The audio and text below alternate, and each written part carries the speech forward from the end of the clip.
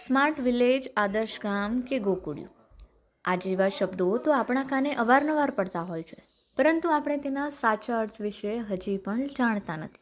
ત્યારે ઊંચા પર્વતોની હારમાળા અને જંગલની વચ્ચે આવેલું માંડવી તાલુકાનું દજ ગામ સુરતનું પહેલું ઇકો વિલેજ બન્યું છે.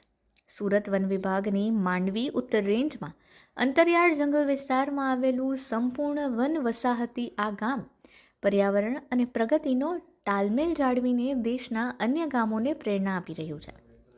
સુરતથી 70 કિલોમીટર અને માંડવી તાલુકા મથકથી 27 કિલોમીટરના અંતરે માલદા ગ્રુપ ગ્રામ પંચાયતની હદમાં દજ ગામ આવે છે. ગાઢ જંગલની વચ્ચોવચ્ચ આવેલું આ ગામ એક સમયે પ્રાથમિક સુવિધાથી વંચિત હતું. नाम आनंद कुमार, मैं अभी डीसी ऑफ सूरत वन विभाग से और 2016 का अंदर सूरत जिला मांडवी तालुका एक दज करके एक मतलब हमारा सेटलमेंट विलेज है. इसके अंदर 2016 से इको विलेज कॉन्सेप्ट GEC द्वारा गुजरात इकोलॉजिकल कमीशन द्वारा मतलब इनका वो आयोजन करके एग्जीक्यूट किया गया. इसके अंदर अलग अलग मतलब इनका कामगिरी पर्टिकुलरली पर्यावरण मतलब बचाने के लिए मतलब इनका biogas, rain water harvesting, solar light, ऐसा मतलब इनका अदर मतलब एक्टिविटीज़ भी मतलब इनका आयोजन किया 2016 से. और इसके बाद GEC मतलब हमारा मतलब इनका वन विभाग के साथ मर्ज होने के बाद अभी मतलब इनका एक आने वाले वर्ष के लिए भी हम मतलब इनका इको विलेज का माननीय मंत्री श्री मुकेश पटेल सर ने मतलब इनका एक नगोई विलेज के लिए भी मतलब इनका वो आयोजन करके मतलब इनका वो प्लान भी अभी हम एग्जीक्यूट करने वाले हैं. રાજ્યમાં પર્યાવરણ પ્રત્યે સામૂહિક ચેતના આવે અને આર્થિક વિકાસની સાથોસાથ પર્યાવરણને સંતુલિત કરી શકાય તેવા શુભ આશયથી વર્ષ 2016માં દજ ગામને ઇકો વિલેજ જાહેર કરાયું હતું.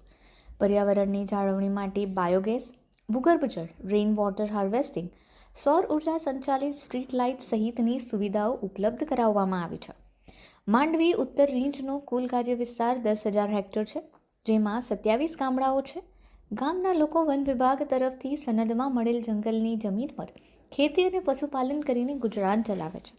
મારું નામ સારુબેન ગંભીરભાઈ વસાવા, હું ધજના રહેવાસી, અને અમને ઇકોવેલોજ તરફથી એ ગોબર ગેસ આપ્યો.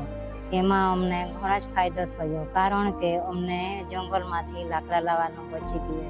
એટલી મહેનત અમારી ઓછી. અમને લાકડા લાવવાની બહુ જ મુશ્કેલી થતી હતી ને ચૂલો પણ હળગાવાના બહુ ધુમાડો નીકળે, એટલે કોઈ વાર રોડી પણ રહેવાતું હતું.